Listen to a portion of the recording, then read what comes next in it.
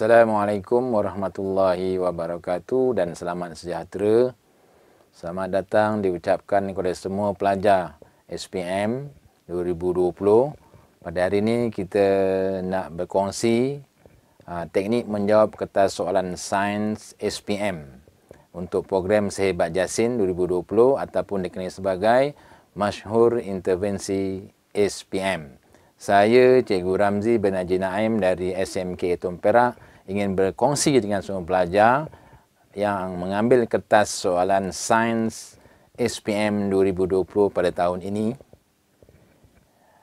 Untuk pengetahuan semua pelajar, kertas sains SPM terbagi kepada dua, iaitu kertas 1 dan kertas 2. Okey, untuk tip menjawab kertas 1, saya akan berkongsi dengan semua pelajar. Yang pertama, hitamkan jawapan pada borang OMR menggunakan pensel. Sebab ini penting. Ada juga kesilapan yang berlaku kepada calon-calon SPM sebelum ini. Jadi kena fahamkanlah, iaitu hitamkan jawapan pada borang OMR menggunakan pensel. Yang kedua, baca keseluruhan soalan.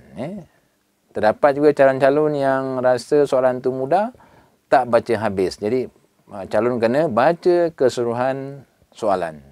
Yang ketiga, baca soalan dengan teliti. Jadi maknanya pelajar jangan ambil mudah tentang soalan yang senang. Untuk kertas 1 lah. Yang seterusnya, gariskan kata kunci soalan. Kehendak soalan, calon atau para pelajar boleh gariskan. Seterusnya, perhatikan gambar atau gambar raja atau jadual yang diberikan ataupun apa-apa maklumat yang diberi itu, lihat betul-betul apakah kehendaknya. Seterusnya, pangkal jawapan yang tidak berkenaan. Ataupun jawapan yang salah tu pelajar boleh pangkal sebab pilih satu saja daripada 4. Jadi pada pendapat saya, pelajar boleh gunakan kaedah grouping. Sebab kita ada 4 pilihan jawapan. Mungkin 3 daripadanya tu salah. Jadi 3 tu kita groupingkan. Jadi yang 1 kita pilihlah sebagai jawapan yang betul. Seterusnya, bulatkan soalan yang sukar. Mungkin pelajar katalah soalan ada 50 untuk kelas 1. Mungkin soalan nombor 1 ke nombor 2 dan sebagainya dia berarti sukar untuk menjawab. Jadi pelajar boleh bulatkan. Dan jawablah soalan yang berikutnya. Ini sebahagian daripada tip untuk menjawab kertas 1. Dan akhirnya pelajar, jika kita nak, sebab sains ni mudah untuk skor, untuk lulus, mudah. Tapi kita nakkan A tadi, sama ada A minus, A solid ataupun A plus. Jadi akhirnya pelajar, buatlah revision sebanyak mana dengan menggunakan soalan-soalan pasir. Banyak soalan pasir untuk objektif kertas 1. Bolehlah gunakan dan kalau boleh, habiskanlah. Habiskan ketika buat revision. Okey, kita pergi kepada kertas 2. Kertas 2, kod number adalah 1511/2. Jadi format kertas dia seperti mana dipaparkan di slide ini. Jadi apakah aspek yang ditanya untuk kertas 2 ni para-para sekalian? So, untuk kertas 2 terbagi kepada bahagian A, bahagian B dan bahagian C. Kita lihat dulu bahagian A. Bahagian A terbagi kepada soalan 1 hingga soalan 4. Apakah yang akan ditanya? Okay, yang pertama, kita lihat. Dia akan tanya tentang apakah pemerhatian yang anda lihat daripada rajah di atas. Okay, soalannya mengenai pemerhatian. Yang kedua, hipotesis. Soalan hipotesis mesti ditanya. Kemudian yang ketiga ialah ditanya tentang inferences. Inference. Dalam bahasa Melayu pun inference jugalah. Kemudian yang keempat, calon atau pelajar diminta untuk beri perbezaan di antara dua rajah. Yang seterusnya adalah soalan bertanyakan tentang relationship ataupun hubungan. Terusnya, semua pembeli ubah ataupun variables. Kita ada 3 pembeli ubah. Yang pertama adalah MV. Saya buat singkatan MV. MV itu maknanya adalah manipulated variables ataupun dalam bahasa Melayu adalah pembeli ubah yang dimanipulasikan ataupun pembeli ubah yang berubah-ubah. Seterusnya adalah responding variables, iaitu pemberi ubah yang bergerak balas. Saya buat singkatan ni adalah RV. Sebab di sini nanti bila kita lihat soalan, saya akan gunakan short form ni lah. MV, apa, RV itu apa, mudahlah untuk kita belajar. Untuk kita bincang dengan rakan-rakan dan sebagainya. Kemudian constant variable. Singkatan ni adalah CV ataupun dalam bahasa Melayu dia adalah pembeli ubah yang dimalarkan atau pembeli ubah yang ditetapkan. Seterusnya, apakah yang akan ditanya? Ini penting ni sebagai seorang pelajar yang ambil sains trans. Inilah dia, definisi cara operasi. Saya buat singkatan ni adalah DSO.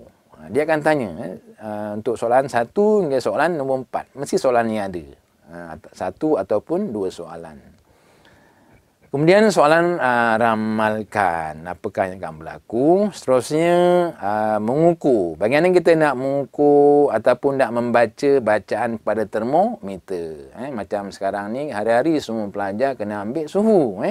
Jadi itu mudah sebab kita menggunakan alat digital. Tapi kalau di makmal kita nak menyukat suhu, kita kena pakai termometer. So pelajar kena betul lah cara nak membuat bacaan pada termometer. Kemudian untuk mengukur jarak, menggunakan pembaris dan sebagainya ataupun pita pengukur.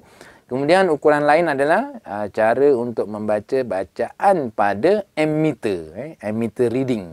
Kemudian ukuran isi padu, kira jumlah dan sebagainya.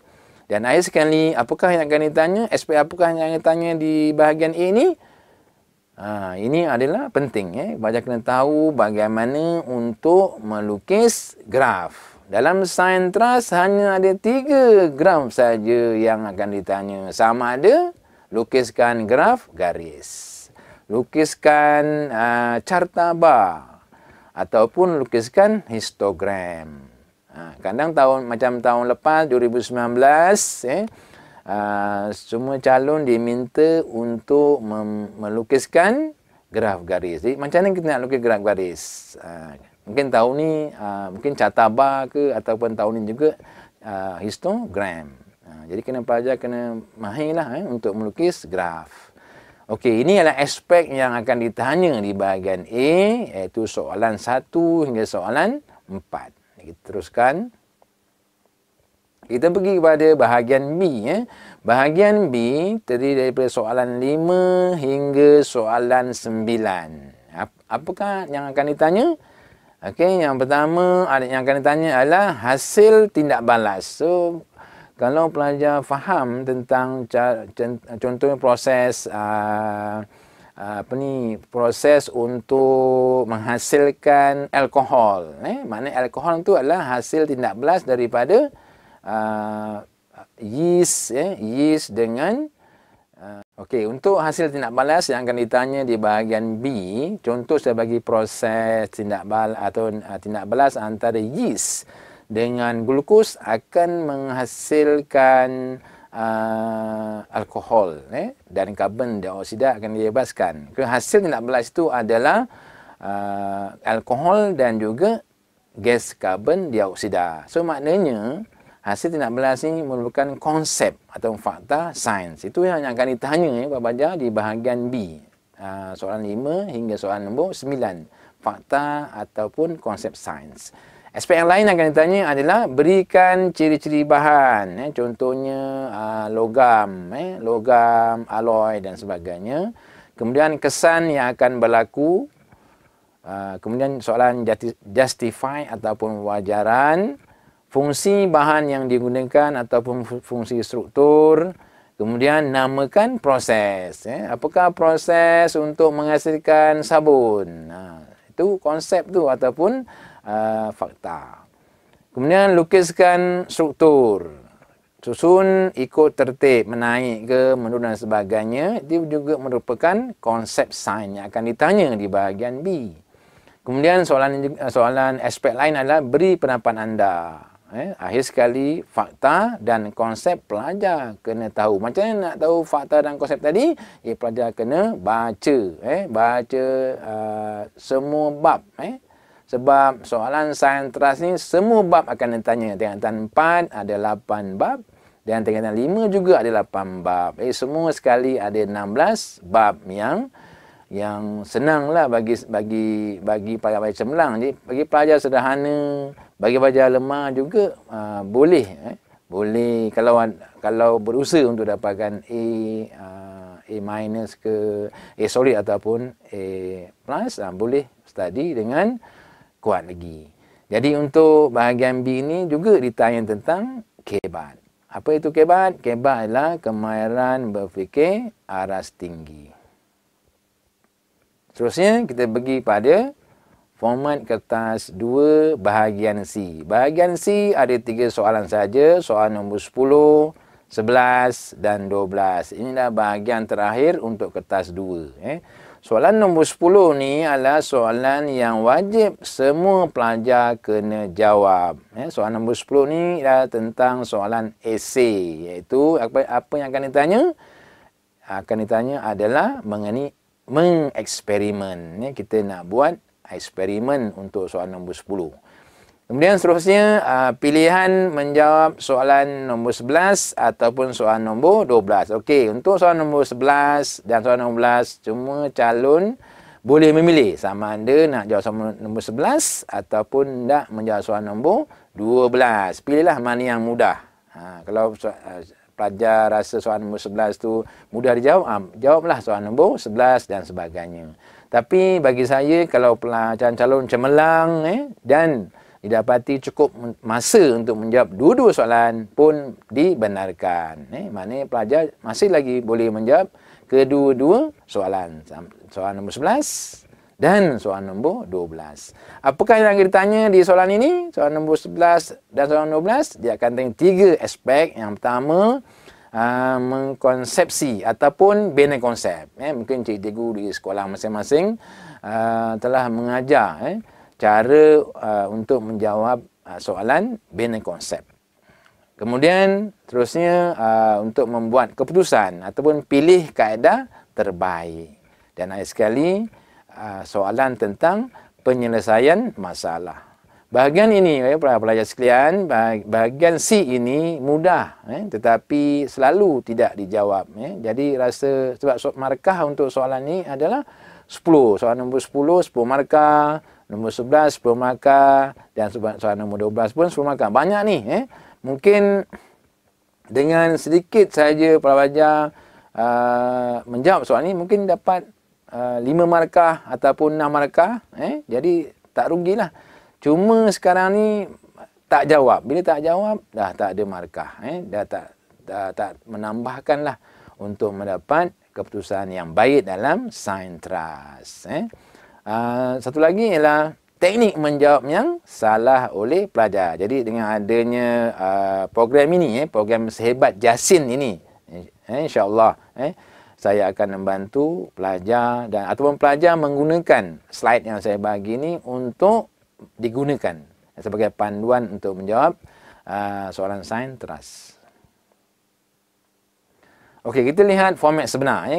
Untuk pengetahuan semua pelajar, kalau pelajar dah membeli ataupun dah ada soalan tahun lepas, tahun 2019, inilah bagaimana kita hendak menjawab soalan kertas 2. Kalau pelajar dah bersedia dengan soalan tahun lepas, soalan sains teras 2019, saya akan terangkan cara untuk menjawab soalan ini.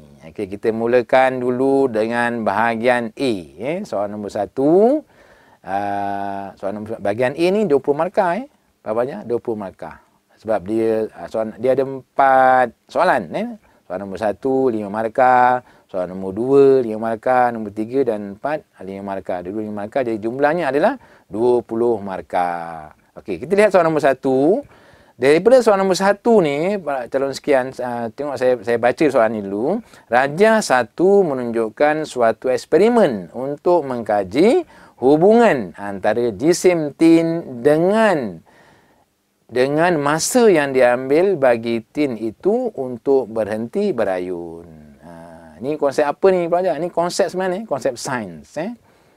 Jadi di sini kita lihat raja tadi saya pada permulaan slide tadi saya dah beritahu kita study dulu raja ni, kita kaji dulu tentang raja yang dilukiskan. So kita ada tali, kita ada tin, tin tadi diayunkan.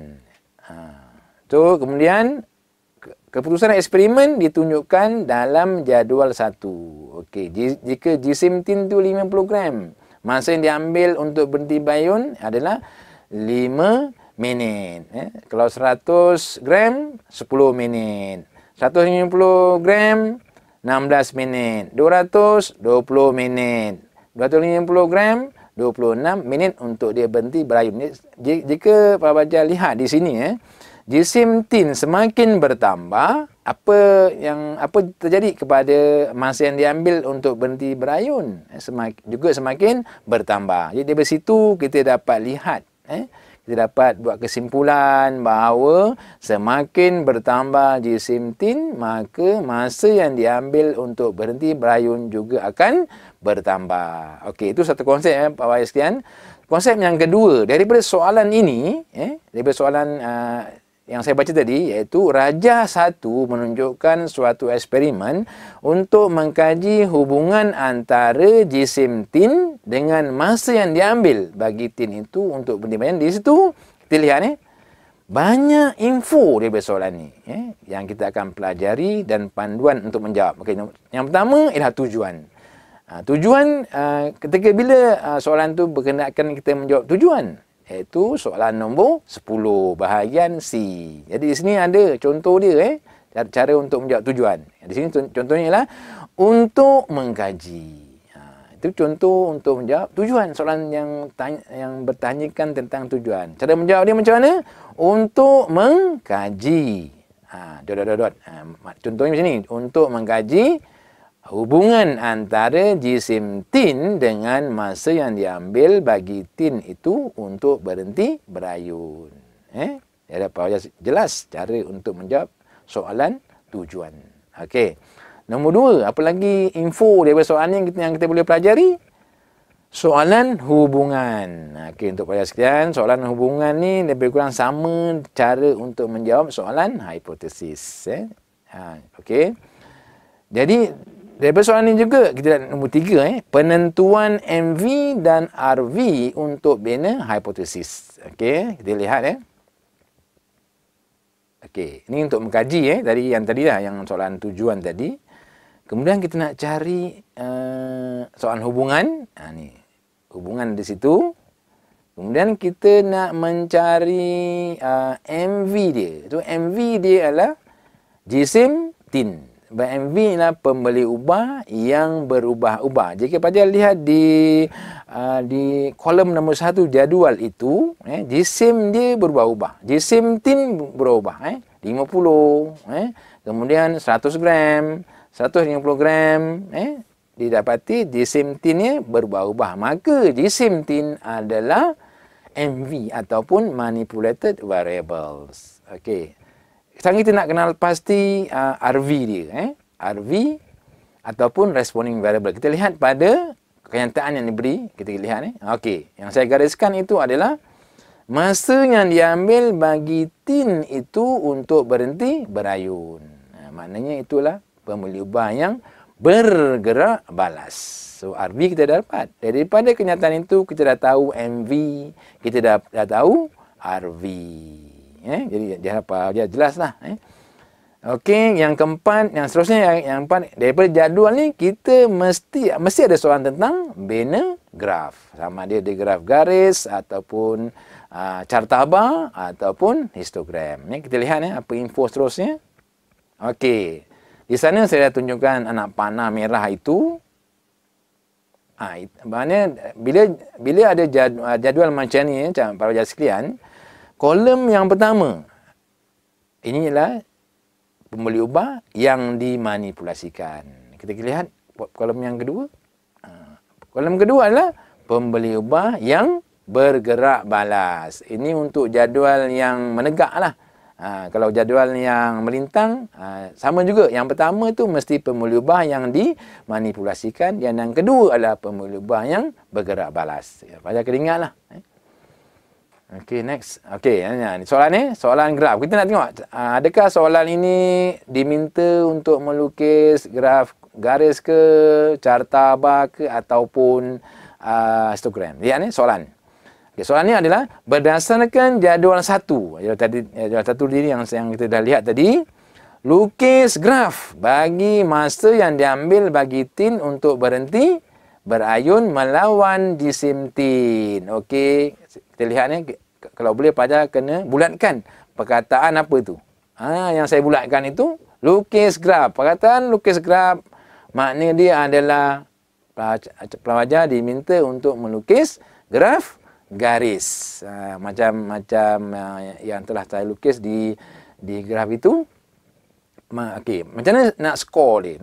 Ni 2 markah pelajar sekalian, untuk jawab soalan graf, dia markah yang diperuntukkan ialah 2 markah. Okey, contoh untuk Pak Siak, kita Pak Siak mewakili Pak Siak diwakili oleh jisim tin. Okey, 50. Berapakah masa yang diambil untuk berhenti berayun? 5. 100, 10. 150, 16.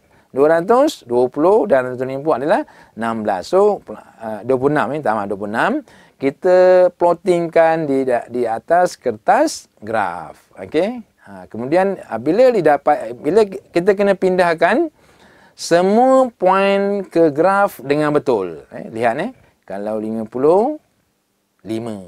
Kalau 100, 10 dan sebagainya. Jadi pindahkan semua poin ke graf dengan betul. Baru mendapat 1 markah. P. P itulah poin. Poin betul, 1 markah. Okey. Kemudian untuk dapat markah satu lagi adalah, kita lihat apabila plotting yang dibuat tadi adalah lurus. So bila lurus kita mesti gunakan pembaris. Sebab garis lurus mesti guna pembaris sebab garis itu adalah lurus dan menyentuh sekurang-kurangnya 2 titik. Untuk graf garis ini, titik asalan tidak diambil kira. Tak ada masalah. Kalau para pelajar nak mulakan dengan titik asalan pun tak ada masalah sebab dia merupakan garis lurus. Baru dapat G. G itu adalah graf betul. P point betul, maka keseluruhan adalah 2 markah. Okey, inilah graf garis. Okey, soalan seterusnya, soalan tentang apakah hubungan apakah hubungan antara jisim tin dengan masa. Jadi untuk soalan hubungan ini, para pelajar mesti menghubungkan jisim yang diberi tu, jisim tin dengan masa. Tak boleh yang tidak ditanya. Kalau ditanya jisim tin dengan masa, itulah yang kita akan hubungkan. Okey, ini soalan hubungan. Ini soalan hubungan. Bagaimana cara untuk menjawab soalan hubungan? Okey. Maknanya dia soalan ini juga pelajar kena tahu MV dan RV. Okey. Contoh dia, bila jisim tin bertambah, okey, kita mulakan dengan jisim tin. Apa berlaku pada jisim tin berdasarkan pada jadual? Bila jisim tin bertambah, maka masa yang diambil untuk tin berhenti berayun juga bertambah. Ini contoh soalan hubungan. Okay, next. Soalan tentang pembeli ubah yang dimalarkan. Bagaimana cara untuk menjawab soalan pembeli ubah? Mesti ada parameter.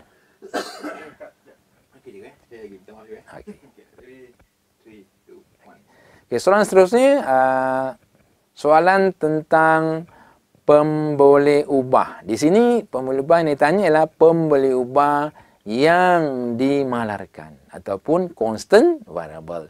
Okey, pelajar kena ingat untuk menjawab soalan pembeli ubah yang dimalarkan mesti ada parameter. Contohnya, kalau pelajar lihat daripada jadual tadi, constant variable ni adalah tak nampak tali kan. Kalau pelajar jawab tali saja salah. Kalau pelajar jawab tin salah. Sebab apa? Sebab tak ada parameter. Jadi parameter tu contoh kat sini adalah panjang. Panjang tali. Lagi apa? Jenis tali. Jenis merupakan parameter. Kemudian saiz tali. Saiz tali adalah sama. Kemudian saiz tin. Kalau pelajar jawab tin dia salah. Kena ada parameter. Contohnya, parameter itu apa? Saiz tin. Sebab saiz tin adalah sama. Kemudian jenis tin juga sama. Kemudian bentuk tin juga sama. Jadi, mudah untuk menjawab constant variable. Banyak jawapan untuk soalan kertas sains teras ini. Banyak jawapan yang calon boleh buat. Banyak pilihan. Tapi pastikan jawapan tu adalah betul. Next, kita pergi kepada soalan ramalan. Okey.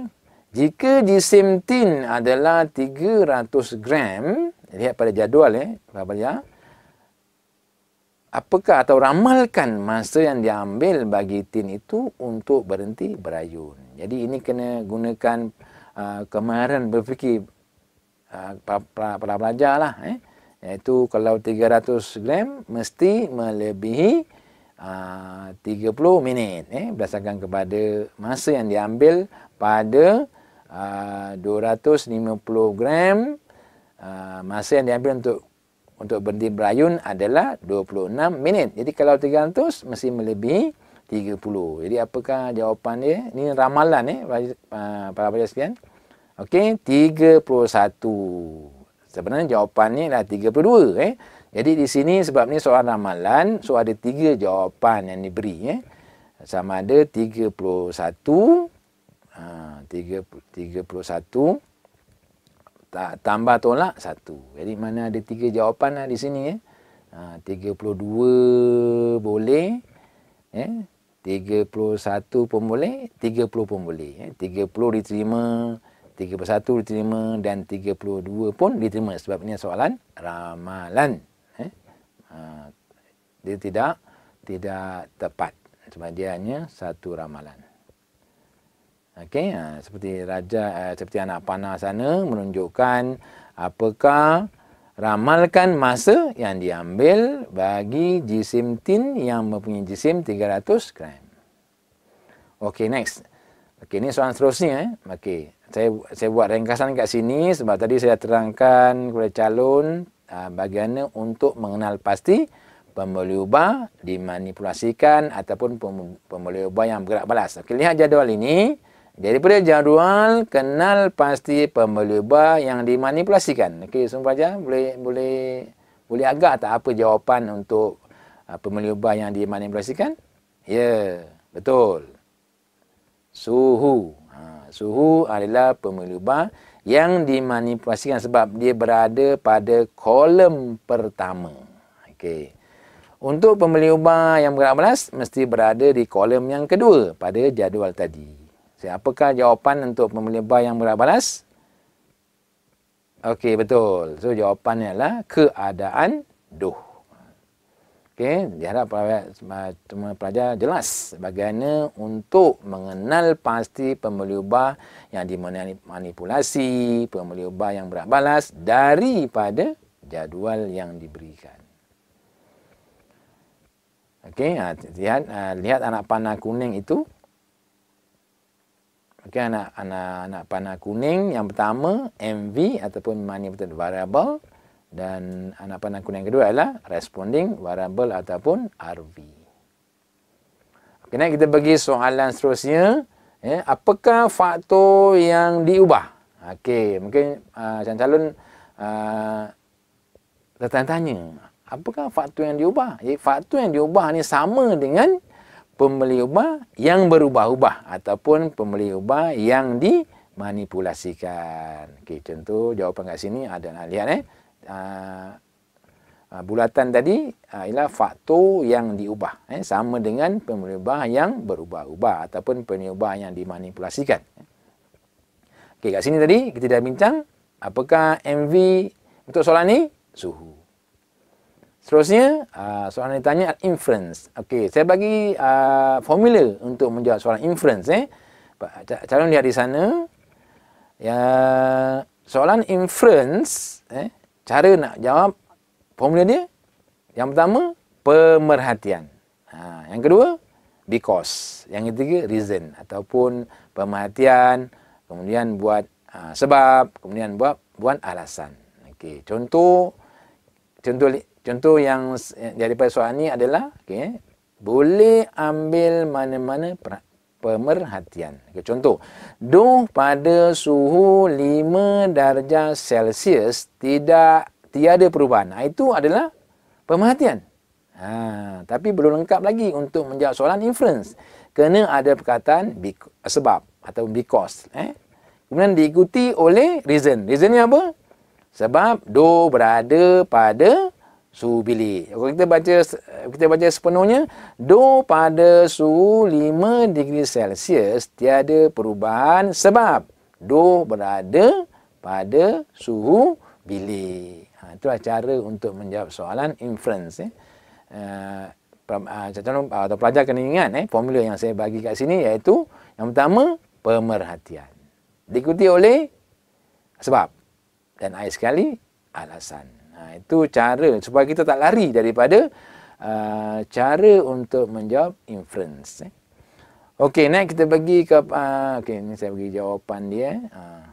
Ataupun kita ambil alasan pun diterima. Contoh kat sana saya tulis doh pada suhu bilik. Itu reason saja pun boleh. Doh pada suhu 5 degree Celsius. Ataupun gas karbon dioksida tidak dibebaskan. Maknanya yang saya bagi di ruangan jawapan itu tadi reason. Jadi untuk kita tak lari daripada soalan inference tadi, dengan menjawab soalan seterusnya, iaitu soalan ramalkan. Biasa soalan ramalkan yang soalan kebat saya pelajar, iaitu kemahiran berfikir aras tinggi. Perhatikan di sana ada 2 markah. 2 markah pelajar sekalian. 2 markah. Jadi dia harap pelajar dapat markah penuh lah untuk soalan ramalan. Cara nak jawab dia, contoh dia di sini. Okey. Ada 2, 1 point. Yang kedua adalah penerangan. Contoh doh tidak mengembang. Doh tidak mengembang. Doh tidak mengembang adalah point. Kerana apa? Kalau calon hanya menjawab doh tidak mengembang, dapat 1 markah. Sebab itulah point. Jadi dia punya penerangan ialah kerana yeast mati disebabkan oleh air yang mendidih. Jadi ada penerangan yang jelas, 1 markah. Jadi semua sekali adalah 2 markah. Okey, itu soalan ramalan, soalan kebat. Okey, next. Okey, ini penting calon sekalian. Kita lihat soalan D. Berdasarkan eksperimen ini, nyatakan definisi cara operasi bagi yeast. Okey, cara ni dia tanya, keyword dia adalah definisi cara operasi. Definisi cara operasi, saya buat singkatan dia DSO. Bagaimana nak menjawab soalan DSO ini? Okey, apa yang ditanya? Ditanya tadi adalah yeast. Okey, so kita mulakan dengan yeast. Okey, cara nak jawab, yeast ialah apa dia? Kemudian diikuti dengan RV. RV tadi apa? Responding variable ataupun pembeli ubah yang bergerak balas. Jadi, calon kena lengkapkan ayat lah untuk menjadi satu ayat yang lengkap. Contoh jawapan kat sini adalah yeast ialah. Kena ada perkataan ialah. Yeast ialah. Sebab yang tanya ialah yeast. Maka perkataan yang pertama, yeast lah. Yeast ialah mikroorganisma yang menyebabkan doh mengembang. Doh mengembang adalah responding. Adalah pembeli ubah yang bergerak balas. Doh mengembang. Pada suhu 30 degree Celsius. Maka lengkaplah cara menjawab definisi cara operasi untuk yeast. Kalau soalan lain nyatakan definisi cara operasi bagi logam. Dia tanya logam. So, mulakan dengan perkataan logam. Logam ialah. Ialah selepas itu adalah yang menggambarkan. Yang menggambarkan apa logam apa. Contohnya logam ialah bahan dan sebagainya lah. Untuk yang ini, yeast ialah mikroorganisma. Ataupun yeast ialah bahan pun boleh. Okey, next. Okey, ini soalan yang sama. Soalan sama dalam bahagian A ini mesti tak lari daripada manipulated variables atau pemilih ubah yang dimanipulasikan ataupun pemilih ubah yang bergerak balas. Untuk soalan ini, kita lihat ada dua situasi. Satu menggunakan sudu keluli, satu lagi menggunakan sudu besi. So, ini mengenai alloy lah. Alloy. Okey, kena kenal pasti. Kenal pasti MV dan kenal pasti RV. Kita lihat untuk kenal pasti MV dahulu. Alloy dan logam tulen. So, selain daripada itu, kita boleh jawab jenis bahan. So, ada parameter di sana. Ataupun jenis sudu. So, Pak Baja mesti nak jawab soalan MV, mesti ada parameter. Contoh parameter di sini adalah jenis bahan, jenis sudu dan sebagainya. Itulah parameter. Ataupun Pak Baja boleh jawab alloy dan logam tulen. Pelajar tidak dibenarkan untuk menjawab atau. Contohnya alloy atau logam tulen salah. Dia mesti menggunakan perkataan dan. Alloy dan logam tulen kalau nak jawab cara macam itu. Kalau tak nak jawab macam itu, kita boleh gunakan MV tadi lah, jenis bahan ataupun jenis sudu. Tapi kena ada parameter. Kena ingat pada sekian. Okay, seterusnya, kenal pasti RV. Kenal pasti RV. RV lah responding variable. Okay, apa jadi pada sudu tadi? So, kita boleh tuliskan keadaan sudu. Warna sudu mungkin berubah. Sebab itu dipanggil sebagai pemilih ubah yang bergerak balas. Kemudian ketahanan terhadap kakisan. Okey. So untuk soalan yang macam ni yang ada tempat kosong, semua calon mesti tuliskan ruangan kosong ini. Contoh dia apa yang akan berlaku kepada keluli? Warna tidak berubah. Apa berlaku pada besi? Berubah warna. Okay, ini konsep untuk alloy dan logam tulen. Okey. Ni untuk tadi saya beritahu di jadual bentuk macam ni, first column adalah mesti MV, jenis bahan. Okey. Kolom kedua RV ataupun pemilih ubah yang bergerak balas. So jangan lalai ketika ada ruangan kosong mesti ditulis. Sebenarnya yang saya tunjukkan ni. Okey, next. Okey. Kita pergi soalan hipotesis. Bagaimana untuk kita menjawab soalan hipotesis? Okey, yang saya tulis sana adalah tuliskan MV dahulu barulah RV. Mana mulakan dengan manipulated variable diikuti dengan responding variable. Contoh, okey, sudu keluli. Okey, sudu keluli adalah MV, manipulated variable. So, sudu keluli lebih tahan terhadap kakisan. Kakisan adalah RV. Maknanya kita mulakan dengan MV dahulu, kemudian baru RV. Sudu keluli lebih tahan terhadap kakisan berbanding sudu besi. Okey, maknanya lengkap untuk menjawab soalan hipotesis. Okey, next. Pemilih ubah yang bergerak balas. Warna sudu. Maknanya daripada first soalan tadi, kita dah kenal pasti. So, mudahlah untuk menjawab soalan seterusnya. Bila kita dah kenal pasti MV dan RV. Okey, untuk soalan saya tambah. Soalan ni adalah soalan untuk menguji kefahaman para pelajar, iaitu para pelajar dapat membezakan antara alloy dan logam tulen. Okey. So, sekarang jawapan telah diberi. Calon-calon atau pelajar hanya memindahkan jawapan yang betul ke dalam kotak yang disediakan. Pastikan ejaan betul. Sebab apa? Kalau ejaan salah, pelajar tidak dapat markah. Sebab jawapan telah pun diberikan, hanya pindahkan saja perkataan itu ke dalam kotak. Contohnya untuk soalan ini, alloy, contoh alloy adalah duralumin dan gangsa. Untuk logam tulen, kuprum dan timah. Jadi dengan ini pemeriksa tahu bahawa pelajar ini dapat membezakan alloy dan logam tulen. Okay, next. Okey, kita dah habis soalan bahagian A, itu soalan nombor 1 hingga soalan nombor 4. Sekarang kita pergi pada bahagian B. Bahagian B daripada soalan 5 hingga soalan 9. Apa yang ditanya tadi saya dah terangkan di slide sebelum ini. Apa yang ditanya? Contohnya hasil tindak balas.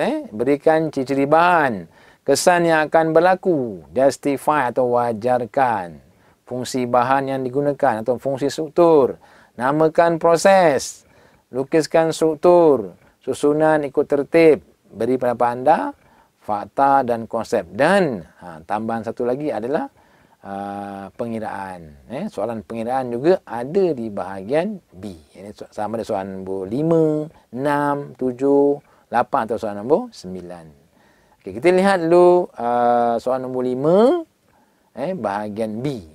Soalan nombor 5 ni biasanya adalah topik tingkatan 4, iaitu koordinasi badan yang biasa keluar. Jadi ini tentang konsep ataupun fakta. Jadi semua pelajar kena faham konsep sains. Okay, seterusnya untuk soalan koordinasi badan ini, kita lihat pada soalan itu persamaan bagi tindakan refleks P dan tindakan refleks Q. Okey. Soalan ni lah soalan fakta atau konsep. Jadi pelajar kena banyak membaca. Okey, untuk soalan ini jawapan ni banyak. Mungkin lebih daripada satu. Jadi kat sini kita boleh buat contoh jawapan. Sama ada nombor 1 dikawal oleh saraf tunjang. Sebab ini nakkan persamaan. Satu persamaan. Lihat pada markah, satu markah. Maka pelajar kena jawab untuk dapat satu markah, maka 1 poin. Contoh yang kat sini lah. Nombor 1 dikawal oleh saraf tunjang. Ataupun jawapan lain melibatkan neuron diria dan neuron motor. Ataupun yang ketiga mengelakkan kecederaan. Okey, 1 markah. Okey, seterusnya bilangan. Ni pelajar kena fahamkan soalan ni, telitikan soalan ni dengan betul sebab ada yang lalai, cuai di sini. Dia tanya bilangan, bilangan jenis. Untuk P ada 2 jenis dan untuk Q ada 3 jenis. Okey, next soalan carta alir. Jawapan telah pun diberi. Contoh jawapan di sana adalah neuron motor, kemudian neuron deria, kemudian neuron perantaraan. So jawapan telah pun diberi. Semua pelajar diminta ataupun semua calon diminta untuk memindahkan kepada kotak kosong yang diberi untuk jawapan. Pastikan jawapan ataupun ejaan mesti betul. Kalau tidak, kalau salah, calon rugi. Tak ada markah kat sini. Okey, lihat ejaan dia. Pastikan ejaan betul. Neuron deria. Kemudian seterusnya neuron motor. Okey, so ejaan adalah betul, maka dapat 2 markah. Okey, next. Okey. Soalan kebat. Soalan yang nombor 5 juga tadi tentang reflex action. Contoh soalan adalah apabila seekor serangga terbang dekat ke mata anda, apakah tindakan refleks yang akan berlaku? 1 markah. Ini juga soalan kebat. Apabila seekor serangga terbang ke mata anda, apakah tindakan refleks yang akan berlaku? Ini kebat dan juga fakta. Jawapan mestilah bentuk fakta atau apa yang akan berlaku. Apakah tindakan refleks yang akan berlaku? Okey, kita lihat jawapan kat sini. Mata akan terkedip. Jadi kita tak boleh kontrol. Tertutup dengan cepat. Ataupun kita gunakan tangan untuk menepis serangga dengan menggunakan tangan. Maknanya tindakannya adalah secara segera ataupun sudden movement. Jadi untuk soalan ini banyak jawapan dia. Jadi Pak Fajar kena fikir dengan betul dan beri jawapan yang logik serta munasabah. Okey, next kita bagi soalan seterusnya untuk soalan bahagian B ini. Topik yang ditanya adalah gerakan tingkatan 5 iaitu momentum. Okey, Pak Kristian. Jadi sains ni Pak Kristian saya rasa mudah sebab apa? Formula tadi beri. Contoh di sini soalan momentum kan. Momentum tadi diberi formulanya iaitu momentum sama dengan jisim darab dengan hal laju. So soalannya calon diminta untuk mengira calculate the momentum. Gunakan formula yang diberi. Jadi semua pelajar atau semua calon boleh menggunakan formula untuk mengira momentum. Jisim 5 kilogram darab dengan 7 meter sesaat. So jawapannya adalah 35 kilogram meter sesaat. Jadi tak perlu gunakan unit lagi sebab unit telah pun diberi. Just only tulis 35. Okey. Next question, faktor. Faktor yang mempengaruhi momentum ada 2. Sebab dari formula tadi kita tahu dia punya faktor yang mempengaruhi iaitu jisim dan hal laju. Sebab formula momentum adalah jisim darab hal laju. Okey, untuk soalan ini jawapannya adalah gunakan bola baling dengan jisim yang lebih besar sebab dia akan mempengaruhi momentum. Ataupun kita tambah hal laju. Kita tolak dengan laju ataupun kita gunakan daya yang tinggi untuk menghasilkan hal laju yang tinggi. Okey, next. Okey. Untuk soalan seterusnya adalah topik tentang 4 keturunan dan variasi. Ini adalah soalan fakta dan konsep ni Pak Fajar kena faham ketika buat ulang kaji yang mengenai fakta ataupun konsep. So, kena faham betul-betul. Ini melibatkan konsep. Okey. Itulah bila pelajar buat ulang kaji tentang soalan ini. 47 ataupun 45 tambah XX. Kena betul. Jika salah, tiada markah lah. Sebab ni adalah fakta ataupun konsep. Dia tiada jawapan, tiada pilihan. Ataupun tiada pilihan ataupun tiada jawapan lain. Salah, tiada markah. Okey, next. Okey, kita dah berakhir soalan bahagian B. Jadi kesimpulan untuk bahagian B tadi soalan nombor 5 hingga soalan nombor 9 melibatkan fakta dan konsep sains. Diharap Pak Fajar untuk yang mengambil subjek sains trust bagi tahun 2020 ada masa lagi untuk buat ulang kaji study dengan lebih banyak ataupun banyak membaca untuk memahami konsep sains. Okey, kita pergi bahagian C sekarang. Okey. Bahagian C soalannya adalah soalan nombor 10, nombor 11 dan nombor 12. Okey, untuk bahagian C soalan nombor 10, soalan ni adalah wajib dijawab sebab ini merupakan soalan esei ataupun soalan bertanyakan tentang kemahiran mengeksperimen. Okey, untuk jadi saya gunakan teknik menjawab semua pelajar. Macam mana nak jawab soalan nombor 10? Okey. So di sini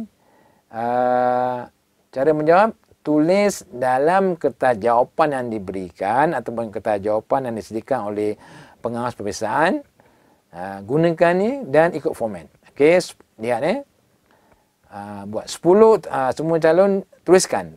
10A ialah soalan bertanyakan tentang hipotesis. Ini saya dah tuliskan semua calon boleh gunakanlah panduan yang saya berikan ni. 10A untuk hipotesis. 10B1 untuk tujuan. 10B2 semua pemboleh ubah. Pemboleh ubah yang dimanipulasikan, pemboleh ubah yang bergerak balas dan pemboleh ubah yang dimalarkan. Gunakan ni yang saya tulis ni tadi. Itulah step-step ataupun langkah-langkah dalam menjawab soalan nombor 10. Okey, 10A tadi dah saya betul hipotesis. 10B1 tujuan, saya ulang balik. 10B2 semua boleh ubah, pemulia dimanipulasikan, pemulia bergerak balas, pemulia yang dimalarkan. 10B3 radas dan bahan. Untuk radas dan bahan, semua calon diminta untuk menyenaraikan semua sekali radas dan bahan yang disediakan. Contoh sini, rod kaca, koma. Rod kuprum, koma. Paku tekan, koma. Lilin, koma. Kaki retot, koma. Penuh Bunsen, dan itu lepas dan adalah jawapan dia untuk dapat markah. Untuk kes soalan ini menggunakan jam randik. So, jam randik adalah tidak disediakan dalam penyediaan radas dan bahan. Jadi, semua pelajar atau semua calon kena fikir apakah radas yang tiada. Yang tiada itu adalah jawapan dia. Contoh kat sini adalah jam randik. Untuk mendapat markah penuh, untuk mendapatkan markah penuh soalan ini, yang saya beritahu tadi, semua calon diminta untuk menyenaraikan semua sekali radas dan bahan. Termasuklah jawapan dia, ataupun jawapan tadilah jam randik. Okay, next. Okay. 10B4, prosedur. Prosedur, sama ada semua calon nak tuliskan step-step langkah 1, langkah 2, langkah 3, langkah 4, langkah 5 dan sebagainya, tak ada masalah. Okay, cara untuk menjawab prosedur ini, semua calon diminta untuk buat rajah dulu. Sebab daripada rajah pun boleh dapat markah. Cuma pastikan raja yang semua calon lukis tadi mesti berlabel. Contoh yang saya tanda right tu, yang saya tanda right, di situ dapat 3 markah. Daripada raja aja kita boleh dapat markah. Mudah aja untuk dapat markah. Kemudian untuk selepas daripada raja, kita boleh gunakan menulis step-step dia untuk prosedur tadi. Okay, yang saya tulis kat sini adalah prosedur pertama, sediakan radas seperti yang ditunjukkan di atas. Di mana calon diminta untuk lukis raja dulu. Raja tadi boleh membantu calon mendapat markah. Kemudian prosedur nombor 2, lekatkan sebatang paku tekan pada rod kaca dengan menggunakan lilin. Itu dapat 1 markah tadi. Sebab soalan prosedur ni jumlah markah adalah 4. Prosedur nombor 3 dan prosedur nombor 4. Untuk prosedur nombor 4, kena apa jua perkataan yang calon gunakan mesti ada RV ataupun responding variable. Kena ingat, semua calon mesti ada responding variable dan bergantung kepada soalan tadi. Okay, next. 10B5 tentang penjadualan data. Okey, calon diminta untuk buat jadual. Jadual untuk menentukan untuk mengambil data daripada atau result daripada eksperimen yang dibuat. Okey, senang saja. Yang saya beritahu tadi, buat jadual. Kemudian kolom pertama adalah untuk MV. Kolom kedua adalah untuk RV. Mudahlah. Tapi pastikan untuk buat MV kena ada parameter. Contoh parameter di sini adalah jenis bahan. Kemudian RV, masa yang diambil oleh paku tekan untuk jatuh. Untuk soalan nombor 10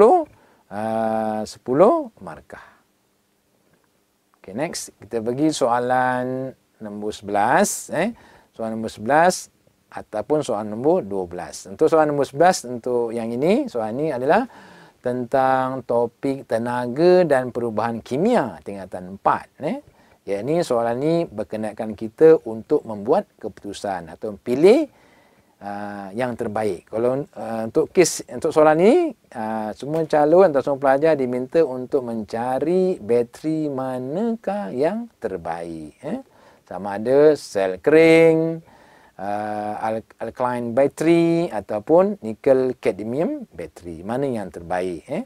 Jadi kita kena pilih lah. Sebab itu untuk soalan nombor 11 ni ialah aspek yang ditanya adalah membuat keputusan ataupun pilih bahan ataupun pilih keadaan terbaik. Okay, cara menjawab yang saya dah tunjukkan di sini. Untuk yang pertama, tujuan pemilihan. Untuk jawab tujuan pemilihan, mohon calon tulis untuk. Untuk apa? Untuk pemilihan untuk apa? Untuk membeli bateri yang tahan lama untuk mainan. Okey, untuk membeli. Sebab tujuan mesti ada untuk. Untuk membeli bateri yang tahan lama untuk mainan. Okey, soalan kedua, ditanyakan tentang kelebihan setiap jenis bateri. Okey, apakah kelebihan sel kering? Apakah kelebihan bateri alkali? Apakah kelebihan bateri nikel kadmium? Jadi sebabnya ada 3 markah, maka setiap satu semua pelajar kena terangkan kelebihannya. Okay, yang ketiga, soalannya adalah senarakan jenis bateri mengikut keutamaan. Apakah bateri yang terbaik diikuti dengan kurang baik dan yang tidak baik. Untuk nombor 3 ni saya dah bagi contoh cara jawab bateri yang terbaik sehingga yang kurang baik. Okey, yang baik di sini adalah bateri nikel kadmium yang terbaik. Kemudian diikuti oleh bateri alkali dan sel kering. Jadi yang pertama itulah bateri yang terbaik mengikut keutamaan. Okey, seterusnya pelajar diminta untuk pilih bateri yang paling sesuai. Okey, dengan penjelasan. Ini satu markah. Satu markah. So kena jelaskan. Contohnya, contoh yang saya nombor 4 ni, contoh jawapan pilih bateri yang paling sesuai adalah, okey, saya buat kosongkan tu, adalah paling sesuai kerana bateri itu boleh digunakan dalam tempoh yang lama dan boleh dicas semula. Apakah jenis bateri itu? Bateri itu adalah yang pertama lah, bateri nikel kadmium, sebab dia tahan lama dan boleh dicas semula. Ini sesuai untuk kereta. Itu maknanya semua pelajar atau semua calon pilih bateri yang paling sesuai dan berikan penjelasan. Baru dapat 1 markah. Okey, next kita pergi soalan terusnya. Ini soalan bina konsep. Kita lihat pada soalan yang diberikan itu, kita ada kaedah pemprosesan makanan, ada 3, penyinaran, pempasturan, kita ada pendehidratan. Okey, daripada rajah itu, semua calon diminta untuk menjawab. Okey, baca soalan itu betul-betul. Kaji maklumat pada rajah 10 dan bina konsep. Konsep apa yang kita nak bina? Kaedah pemprosesan makanan. Okey, jawapan anda hendaklah berdasarkan aspek berikut. Tulis maklumat daripada rajah 10. Tulis semula maklumat. Okey, kita lihat macam mana kita nak tulis maklumat. Okey, lihat. Okey. Soalan ni, tulis maklumat daripada rajah 10. So, tulis semua maklumat tadi sebab maklumat ni itu dalam bentuk rajah. So, kita tulislah. Tulis semula. Kita buat satu ayat. Contoh dia, 3 kaedah pemesanan makanan iaitu, yang pertama iaitu apa? Penyinaran, pempasturan dan pendehidratan. Maknanya daripada rajah itu kita boleh tulis maklumat. Kemudian soalan seterusnya ditanya tentang kenal pasti 3 ciri sepunya. Okey, seperti mana yang saya dah tunjuk tu. Yang Yang pertama untuk membunuh mikroorganism dan sebagainya lah. Kena tulis 3 ciri utama bagi ketiga-tiga kaedah pemprosesan makanan. Sebab dia nak 3 ciri sempurna bagi ketiga-tiga kaedah tadi. Okey, soalan nombor 3. Berikan satu contoh lain bagi kaedah pemprosesan makanan. Satu saja. So, apakah kaedah? Dia banyak ya, ada 6 atau 7 kaedah. Kan satu pun calon tak dapat. So, kaedah yang selain daripada itu ialah pengertian. Okey. Dan asalnya soalan ini tanya tentang hubung kaitkan ciri-ciri sempurna untuk membina konsep sebenar bagi kaedah pemprosesan makanan. Okey, hubung kaitkan ciri tadi yang semua calon dah buat, ciri di atas tadi, kaitkan dia untuk membina konsep sebenar bagi kaedah pemprosesan makanan. Okey, untuk soalan macam ni, ayat yang pertama adalah yang dia macam soalan DSO, definisi cara operasi. Apa yang ditanya? Apa yang ditanya kita jadikan dia sebagai perkataan yang pertama. Kalau ditanya tentang kaedah pemprosesan makanan, maka yang pertama adalah kaedah pemprosesan makanan adalah lepas tu diikuti oleh 3 ciri sempurna yang telah pun semua pelajar tuliskan. Iaitu yang untuk kes ini adalah jadikan satu ayat lah. Contohnya kaedah pemprosesan makanan adalah bertujuan ambil 3 ciri sempurna tadi. Yang pertama apa? Untuk membunuh mikroorganism. Kemudian dan sebagainya ikut pada supaya makanan tadi tahan lebih lama dan sebagainya lah.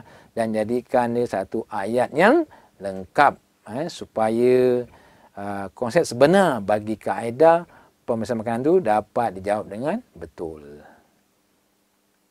Okey, diharap Pak Fajar dengan info yang saya berikan ini, teknik menjawab soalan sains SPM untuk subjek sains trust, Pak Fajar dapat info yang amat berguna dan jadikannya sebagai panduan untuk menjawab kertas sains ini, terutamanya untuk tahun ini lah, tahun 2020, sebab kertas sains SPM tahun 2020 adalah terakhir, merupakan KBSM. Tahun hadapan format untuk kertas sains trust mungkin berubah sebab bertukar daripada KBSM kepada KSSM.